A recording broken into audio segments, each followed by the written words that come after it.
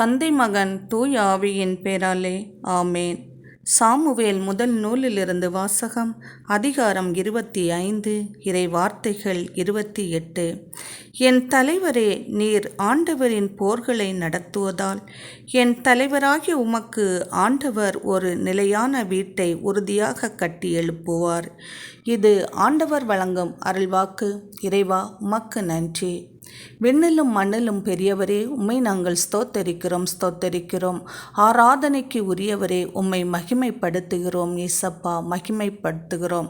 ஆற்றலும் கனமும் உமக்கே சொந்தம். அதற்காக உமக்கு ஸ்தோத்திரம். ஆண்டவரே, இன்றைய இறைவார்த்தையில் நாங்கள் வாசிக்க கேட்டது போல வீடு இல்லாமல் இருக்கின்ற பிள்ளைகளுக்கு, எம்முடைய தேசத்தில் உள்ள அனைவருக்கும் நீர் ஒரு நிலையான வீட்டை கட்டி எழுப்புவீராக.